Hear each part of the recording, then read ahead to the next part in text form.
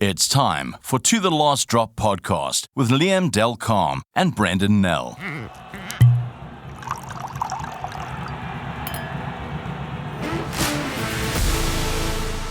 We're back. It's To The Last Drop, and I'm Brandon Nell, and with me, as always, is Liam Del Calm. And it's now, we turn our attention this week. No more URC. We're now in the Champions and the Challenge Cup mode. And lots going on in World Rugby as well. We've got some bumper interviews for you a bit later. I'll be chatting to Phillip Snyman, where the Blitzboks try and bounce back from all their problems lately. And they go to the tournament they've never won, the Hong Kong Sevens, the iconic Hong Kong Sevens, where Liam's heading off later this week. But Phillip spoke to us about where the team is and him taking over as coach. That's going to be quite an interesting chat. And then later, Liam chats to an All Black legend, the World Player of the Year, Ardie. Yes, Savea. we had the opportunity to speak to Ardie Savea, who is also widely touted to be All Black captain for at least their first international this year when they play England. It's a topic that left him, let's just say he was a little non-committal, about answering questions around the captaincy because he made the point that he still needs to make the team. But anyway, you can listen to that a little bit later. Yeah. Okay, so let's kick off quickly. We're going to go quickly into the Champions Cup. We're not going to go into details of every single game, but there's a couple of juicy ones we will mention. Starting off with the big one in Cape Town Stadium, the DHL Stormers against Stade Rochelet. Last time it was a cracker. It was a arm wrestle of note, and the Stormers came through and won that one. But I feel that on recent form, Stormers are almost trying to play too much rugby, being too flash, and against a team like La Rochelle, that could come up stuck. They got a big task this weekend. Yeah, that was that previous clash between these two sides was quite a compelling one. It had you engrossed right up until the end because the Stormers had to come back, fight their way back into the game, and won it by basically the last kick. You would hope you would get that kind of contest again this time around.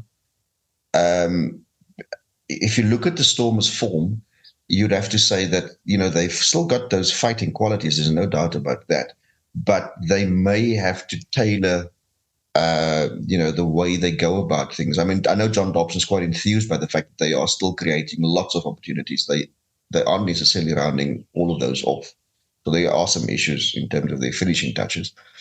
But yeah, they would have to have a more balanced game, you think, against La Rochelle, because knockout games in the Champions Cup usually are fairly tight contests. So your kicking game and your ability to grind out games, that comes under the microscope. So, it'll be interesting to see how they transition from what they did the last few weeks to something that's going to require more of an arm wrestle.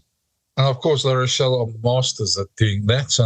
Monster pack of theirs, which is maybe close to a ton, even maybe but over a ton. It's a bunch of big boys the Stormers are going to have to handle, and some exciting backline players as well. It's a huge task, and I mean, we were chatting yesterday to Jake White, and that brings up the other big game in the Champions Cup, them playing Lyon. Who they have beaten at Loftus before last year, and they narrowly lost to them in the league game against them in Lyon. Also a tough game for them, and I think, this is where the stark differences with the European sides, the top European sides, with their budgets and their ability to buy top-class international players to fill gaps where our local teams don't have that. And it was quite apparent the way Leinster brought on 3 Centurions off their bench against the Bulls on Friday night and just up the ante, and the Bulls just fell apart. I was rather disappointed, I think, like most South Africans, with the way the Bulls fell apart, but just the difference in quality and experience, and that's what you get in this competition, and that's where you need to be. And I fear that both our sides in the Champions Cup are probably not quite there. I think the Bulls got a better chance to win, but then you look at what the road ahead is. The Stormers win. They've probably got Leinster next week in Dublin, which is a hell of a task, unless Leicester Tigers pull off a upset. If the Bulls win, depends. Northampton, who've been the former English side, are in are waiting for them next week, or Munster come down to South Africa to play the Bulls at Loftus. Either way, these games don't get easy. Yeah, I think the Stormers have the more difficult road. I mean, to beat a champion team like La Rochelle, and then if you get over that hurdle, probably then face the biggest hurdle that you can possibly face, apart from maybe Toulouse. So I think the Bulls, if you gave them those two options, they'll probably take the path that they need to follow. But you're right. I mean, it is tough. It is. I think last week's result again served as a reminder of those shortfalls we still have in South African rugby. I mean, if we were able to retain all our players and maybe dot our landscape with one or two top internationals as well playing in our domestic franchises, maybe they will be more competitive. But that's another conversation. Yeah, look, I mean, it doesn't help hoping. You got to face what you've got, and you can only play with what you've got and what you can contract. And when another team's got 100 million more than you to spend, then obviously there's going to be differences with those. But still, I mean, it's a process. You hope for a brave performance. I think that was the disappointing thing with the Bulls in that second half, is that you just felt the heads dropped. They weren't as brave as they could have in that situation. I mean, those are 2 games in the Champions Cup. Turning to the Challenge Cup, where there's 3 sides in. Cheetahs probably have the toughest task. They have Clermont away. I don't know. They may have had some big wins in the SA Cup, but this is a whole different level for the Cheetahs. Yeah, and Clermont remains one of those destinations where it is very, very tough to win. I remember, I think it was under Vern Cotter a while back when he was still coach there. I think they went something like 87 games unbeaten at home. He does, Clermont, they don't spit the same fire these days, but they still remain a handful when they play at home. So a huge task for the Cheetahs. And I don't think the Lions' task is much easier either. No. Well, which Lions side are we going to see, to be very honest? Well, they did say before the trip that this week there will be a lot of rotation. So, but yeah, we still need to see the team. Yeah, I think the disappointing thing about the Lions to me is let's talk less about the refereeing in that game, which I thought was Lions were facing 16 men at times, but it just felt like they could do nothing right on that field. But their performance was unfortunately very inconsistent. After the highs of the previous week, expected a lot more, and they didn't quite match that. And Benetton are a pretty decent team this season, and are going to be very tough to beat at home. Yeah, I think you nailed it there when you used the word inconsistent. That has been the Lions season. I mean, we've been used to them performing really well in one game and then drop off in the next. They don't have the same intensity. And you kind of wonder whether team rotation, they are widening their player pool, whether that has anything to do with it. I suspect not, because I think it comes down into what kind of culture you have in your team, because you can't have these huge fluctuations. They were disappointing last week. I mean, it was that kind of matchup where you think they should beat the Ospreys if they get close to the same quality they displayed the previous week, but they were significantly off that. Their decision making wasn't great, and they basically allowed the Ospreys to boss them a little bit, and that was disappointing. Yeah, we don't see that often. I mean, Ospreys are a decent team. We shouldn't disparage them in any way, but you expect a South African team with those quality forwards to be a lot better in the physical stakes. And it seemed like every time Ospreys went forward, the Lions took a step backwards. And I think that was the more disappointing part for me. And then the other game is on Sunday, where the Hollywood Bet Sharks face Zebra, which I think the Sharks should be firm favourites on any day in that game. But now that they've got a bit of momentum and playing with a bit more confidence, hopefully that Ferrari, that broken down Ferrari, as John Smith likes to call them, purrs a bit more. Yeah, I don't think we need to dwell on this one too much. I think they will go into that game as hot favourites. If you take the last couple of weeks, they've looked better. They've looked more like the cohesive unit that you expected of them, early in the campaign. So things are falling into place, hopefully, and maybe the Zebra game is another building block, on their path. It's obviously a competition that they'd want to target now because, if you win it, there are distinct benefits for you in terms of Champions Cup. And then also, if they finish the UFC with a bit of momentum, it will also help the other South African franchise. So, Exactly. from a South African perspective, you want to see the Sharks, continue that upward curve. Just going to quickly run through. We're not going to give predictions, but just a couple of interesting games. I was going to mention in the rest of the weekend, starting on Friday night with quite a humdinger. Harlequins hosting Glasgow Warriors in the Champions Cup, which should be quite spicy. Exeter Bath, a good derby there for English clubs. Hopefully, Johan van Graan's team can do something there. Bordeaux hosting Saracens. That's an interesting one as well. It depends again which French team pitches up, but that should be a bit of a cracker. Bordeaux have been in excellent form this season. We can almost say that of Saracens this year as well, or this season. If they put their best foot forward, they're going to be a handful. Yeah. Leinster. Leicester going to Leinster.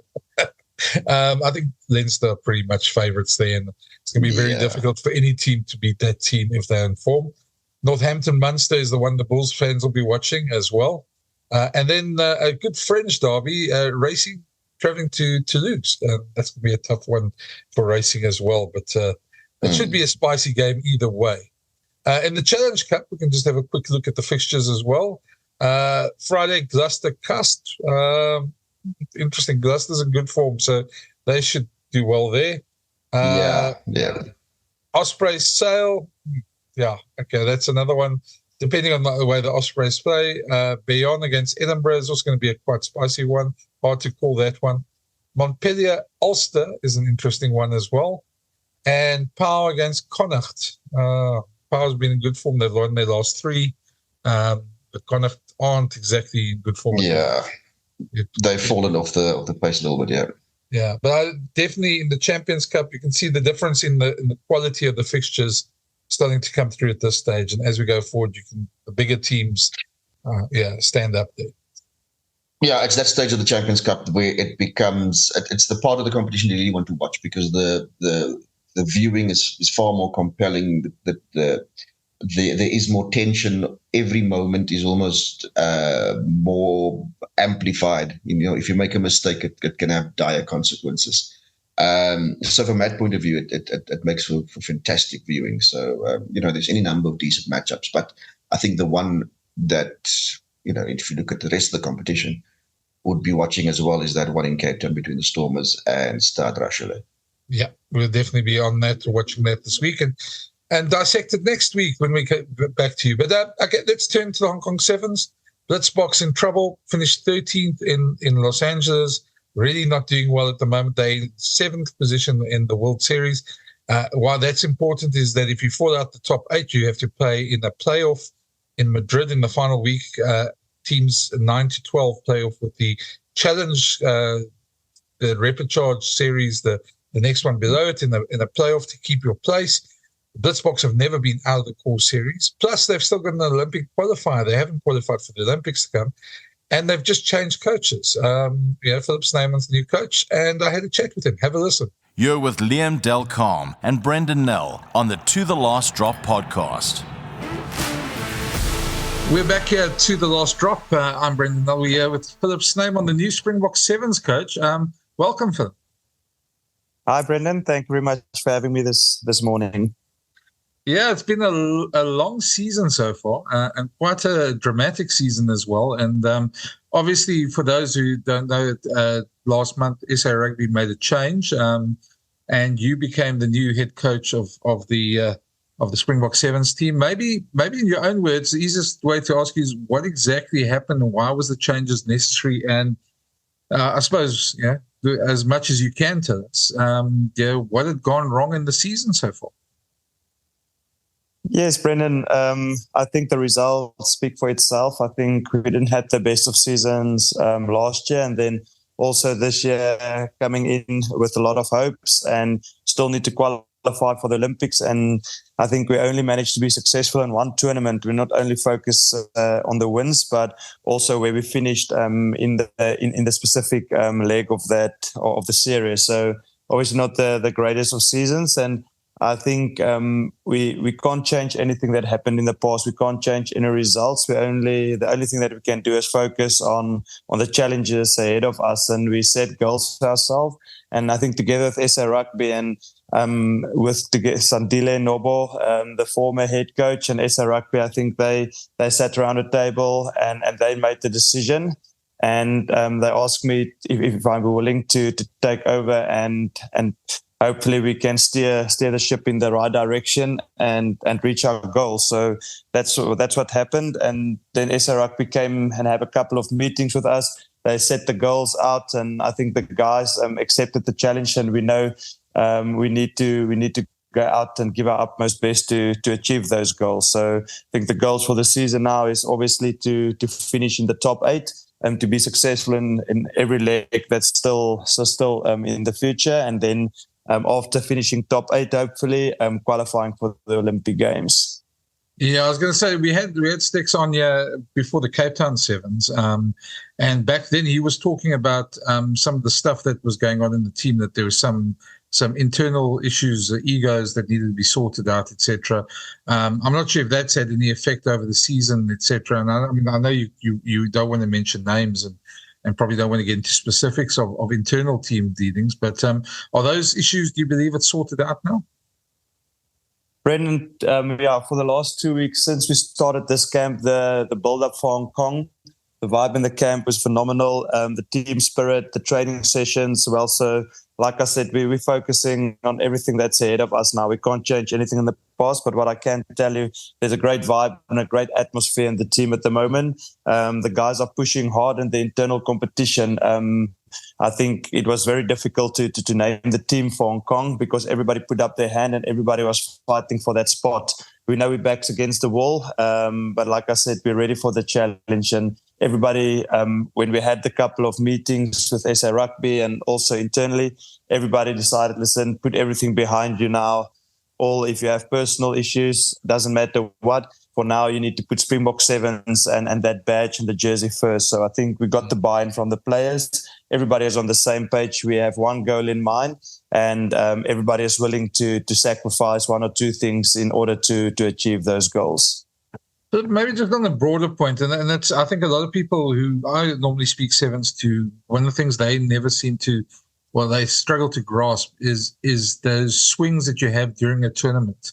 That you can have day one, you can almost have the perfect day one, and then day two, suddenly the team looks like a different team, or vice versa. And how difficult it is to maintain that consistency over 2 or 3 days, depending on the tournament. You played there, you've now coached there. Why is it so difficult for teams, and not just South Africa, other teams have it as well, to maintain that consistency during a tournament?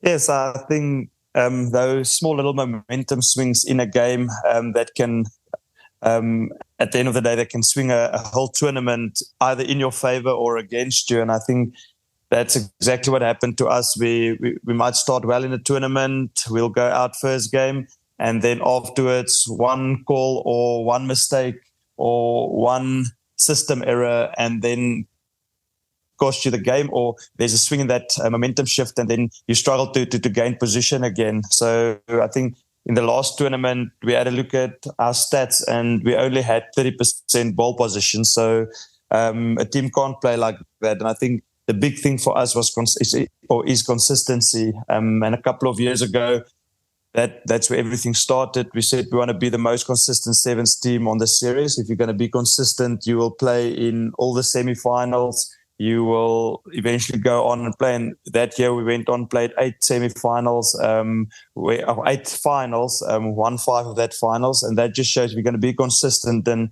if you take for Argentina, for example, this year, they're the most consistent team on the circuit, and they are leading just by 30 points or something like that. So for us, we need to be more consistent. And it all started when we started this training camp. And when I had a one-on-one with the captain, Selvin Davids, he said, Coach, to be honest, I think this was probably our most consistent preparation that we had so far. And that actually gave me a lot of confidence, knowing that players feel like we've trained well and we can take confidence out of that. And the big thing there is consistency. We can't rock up for one training session. The next training session, the guys are not there, or we can't get the things right.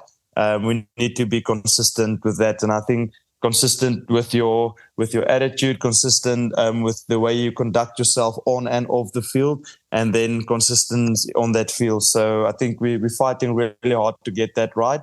But like I said, I think we have the buy-in from the management and the players to give everything to be a better and a more consistent team on the circuit. And now to start that sort of climb up again, you've chosen probably the toughest tournament for the Blitzboks. For some reason, we tend to struggle in Hong Kong. It's the one tournament South Africa hasn't ever won, and it's a tough one. And I'm not sure you've played there. It's a great tournament. It's one of the best on the circuit. But what makes it so tough to win there? It's probably the pinnacle of the tournaments.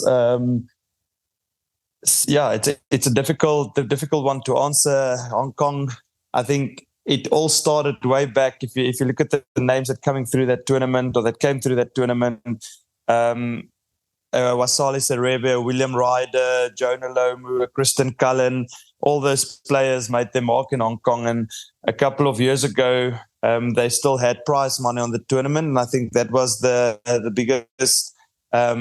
The biggest carrot in front is, listen, people want to go out and perform because they want to take that check home. And it used to be the one tournament, and still is the one tournament that everybody wants to win. We haven't been too successful in Hong Kong in the playing days. Managed to play in a final there, never managed to win. I think that's the only tournament that I haven't won as a player, but I think there's not a greater time to maybe go and change that. So we know exactly where we are. We're backs against the wall. We don't expect miracles. What we expect is for the players to rock up for the first game against Ireland. Yes, we have the big goal in mind. That is to finish top 8. In order for us to do that, we need to be consistent, and we need to be able to perform in the next 2 tournaments. So we'll go out in this tournament, first game Ireland, second game Spain.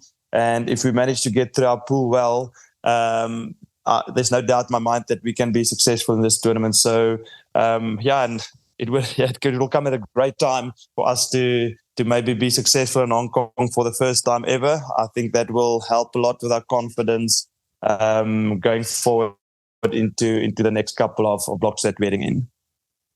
Yeah, and I was going to ask you how. I mean, obviously the Olympic thing is the one thing. It looms very large over all of us because the thought of a Blitzboks team not being at the Olympics, sounds very strange to us. But that you guys are in danger at the moment of the top 8 being an issue as well, and I suppose that's even a bigger thing because the core of your team's goals, etc., is still the circuit, and you don't want to be in that Challenger Series, and you don't want to go into those playoffs for the Challenger Series in Madrid. Definitely not. We want to get automatically qualification, playing in that top 8. So we'll throw everything at it in the next 2 tournaments to make sure we qualify in that top 8. It's basically for us a non-negotiable, and that's our first goal. Starting 2 weeks ago is to be successful, aim to play in both the tournaments at Hong Kong and Singapore to play in the semi-finals, and then we'll be sure that we crack the nut to get an invitation in that top 8 to play in Madrid, the grand finale. And if you're in that grand finale tournament of the season, then anything can happen, and then you'll also take some confidence going into the repechage, trying to qualify for the Olympic Games. But with that being said, we can't focus on the Olympic Games or the qualifiers now. We first need to otherwise it doesn't even help us going to compete in that spot. We first need to sort out everything that we've been working on. We need to be successful in the next 2 tournaments, and then qualify for Madrid, and then hopefully we can be successful. And then, like I said, we'll have a lot of confidence going into the qualifiers for the Olympics. So I think at the moment we need to channel our focus. We need to have one goal at a time, and for us now it is Hong Kong and that first game against Ireland. And step by step, if we overcome the hurdles, then I think that goal will be achievable at the end of the day. Yeah, I think you're right. Then I think what we saw also with the African Cup qualifier, what we guys obviously went down to Kenya, there is that if your guys, the first thing is to get your game right, and if your game's not right, then other things sort of creep in as well. So I can understand that. Just for the last question from me, and then I'll let you go. You were captain of the team. You played a long time. Are you sure you wanted to coach, or has it always been a thing for you to coach, or is that just sort of by happy coincidence? I know you've coached other teams as well before you got back to the Blitzbox and started coaching there, but do you enjoy the coaching? Yes, I enjoy it very much. I think in the last 2 or 3 years in my playing days, I often had a chat to Coach Neil Powell, and he was actually the one that said, listen, I think one day I have the ability to be a coach, and that kind of stuck with me, and something that I've basically from there onwards pursued. So after my playing days, I was fortunate to be involved in the Stellenbosch Academy of Sport, in their academy, and then got 1 or 2 gigs, help Uganda in their preparation for the World Cup. Then Germany asked me to help them qualify for the World Cup in South Africa. So we helped them, first German team to qualify, or rugby team to qualify, obviously not in football. And then after that, got involved or stayed involved with SA7. So I often help Coach Neil and them with 1 session a week when it comes to scrumming and that sort of stuff. And yeah, but then I was really fortunate. I think it had happened a little bit earlier than expected to be part of the Springbok 7 setup again. And really fortunate and grateful for the opportunity. And then becoming head coach this year now, or 2 weeks ago. I know it's a lot of responsibilities and a big task on the shoulders, but really happy and really up for it, and want to make the best of it. We want to make sure we get the pride, or we restore the pride in the Sevens jersey, and we want to make sure we play for our country and play for that Springbok Sevens badge. I think we owe it to ourselves, and we owe it to the supporters out there, and that will be our biggest goal, is to make sure to perform on the field and to get the off-field stuff right. Yeah, and I think, been following this team for a long time, so I know how hard you guys work and behind the scenes, and so all I can say is good luck, and I know it's small margins that you need to get right, and good luck for Hong Kong, and I'll be very happy. I've also been to a number of Hong Kong Sevens where Springbok teams have done well but never won the tournament, so it'd be great to see if you guys can do that. So let's hope that happens. Good luck for Hong Kong. No, Brendan, thank you, and thank you for the support.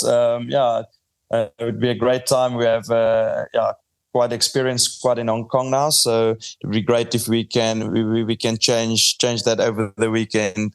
Going forward, like I said, if we can just get the small things right, build the house from scratch again, I'm pretty sure we'll look back over a couple of months and say, listen, it's been worth it, putting in the extra yards, sacrificing 1 or 2 things, and the buy-in from the players. So really exciting times.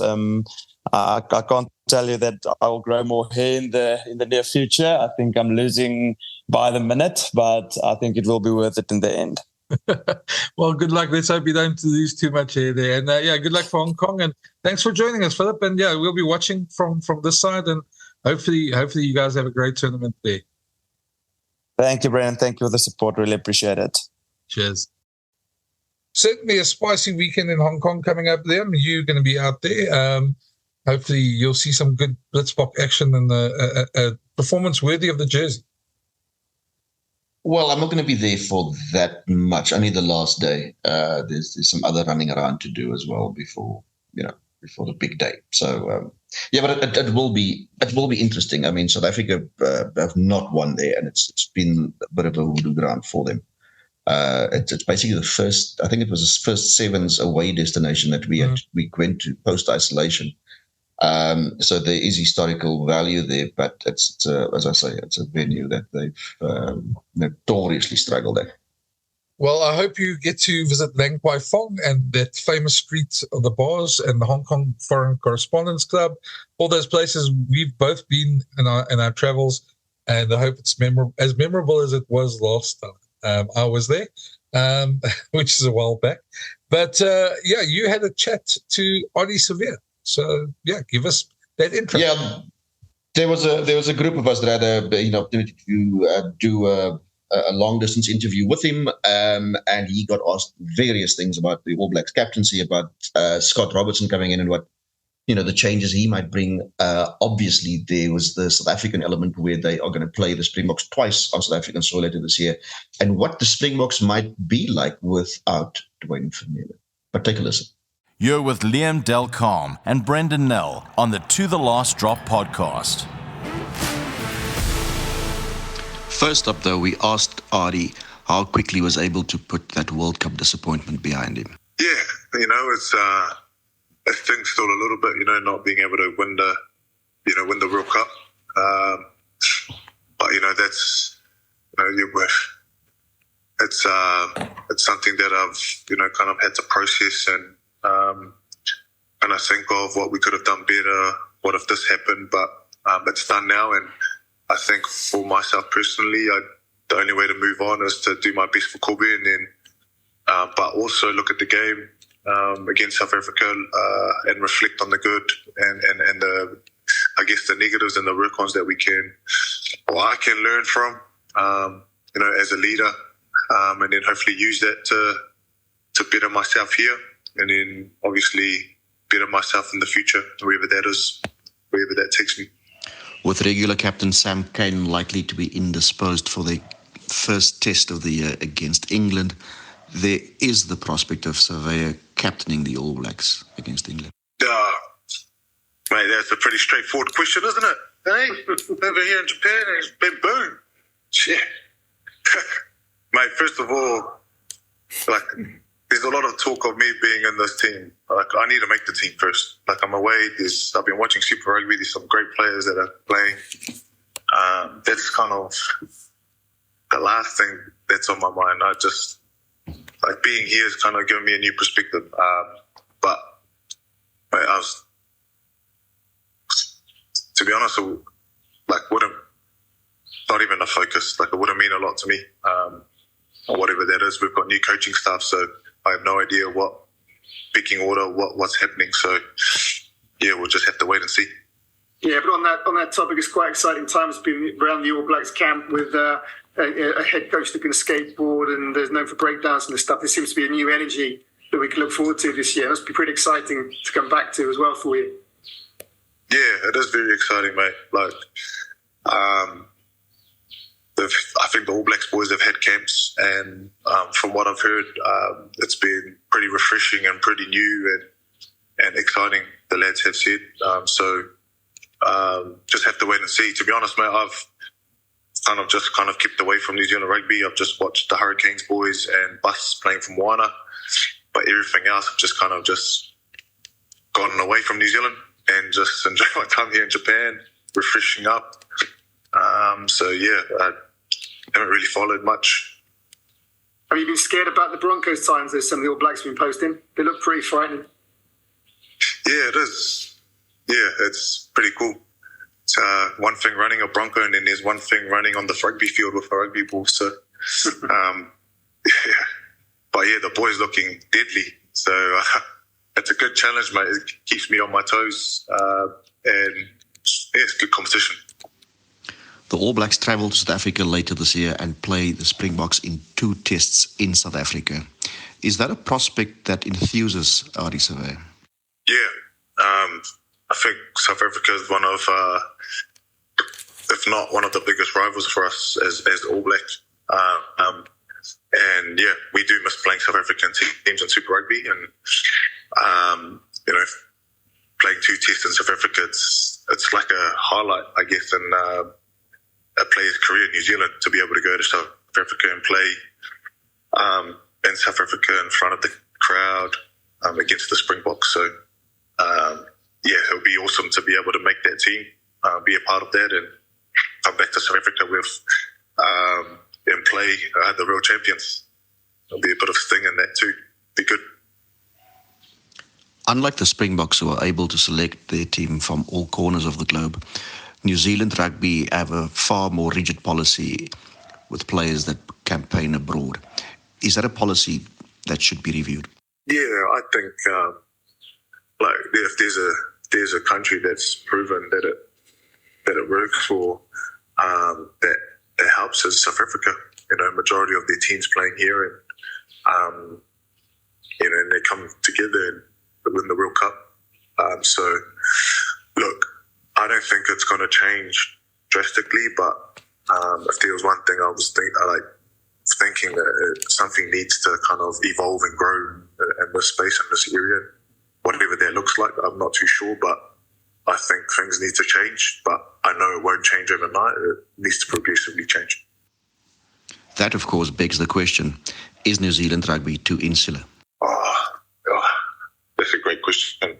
I would say, and I'd say times are changing, things are moving fast, the world's moving, everything's moving. And, what worked 10, 5, 10, 15 years ago maybe can't work now. And I think we just got to be innovative and smart around what we're doing. What that looks like, I have no idea. It's out of my expertise, mate. So, but I do think that, we need something, and maybe it's the new coaching group and new management that's coming in and bringing fresh ideas that could be it. But I have no idea, bro. I'm just speaking off the top of my head. But I do think things need to change and evolve, whether that's instantly or over time. Whether for professional or relaxation purposes, does Savea watch any rugby that doesn't really involve him? Nah, sorry, brother. Without sounding disrespectful, I'll catch a bit of on Instagram, highlights and stuff. But man, one thing with me, I train, I play, I do my analysis. After that, no rugby. I just get away from it. The All Blacks have a new coach in Scott Robinson. He is a bit of a maverick, but he also has a very successful record with the Crusaders. What will be different for the All Blacks? Yeah, well, you just answered my question, brother. I have no idea. I have no idea, bro. I haven't been home. I haven't, talked about it to Razor about the game. So, I have no idea. Hopefully it's exciting. Hopefully, which I know it will be. Hopefully, it gets the boys going. What are the major differences between playing Super Rugby Pacific and the Japanese Rugby League One? Oh, mate, they'd be close to each other, I reckon. They're just different, in their own ways, mate. They're both challenging in different ways. It's hard to explain. But, it's still very tough. I think the biggest refreshener for me here is, no disrespect to the fans and stuff and all that, but over here, mate, we probably lost 3 games in a row, and the fans would turn up to our gates, to our stadiums, with the posters, with the signs. They love us, regardless. We win, we lose, we draw. Over in New Zealand, lose one game, they're drop his dash, this and that, and talk about the mental health question. That's real in New Zealand. Players, without even knowing, I sometimes do it to this day, and I'm experienced, but you just scroll through Facebook and you see an article on yourself, and you tempted to not read the comments. You read the comments, and it's got, this guy sucks, drop his ass. Who does he, you read it and plays it. Over here in Japan, mate, but none of that. Fans love you. The only pressure, the only demand that you put on yourself, and that mental side is the expectation within the team, your coach, and yourself. You don't have to deal with the other external factors, which is, I find that's something that's different to the rest of the world in Japan. Thanks for listening, and a reminder, you can find all the To The Last Drop podcasts on the Brendan Nell YouTube channel, iono.fm, Spotify, Player.fm, Pocket Casts, Google Podcasts, and iTunes, or wherever you find your favorite podcasts.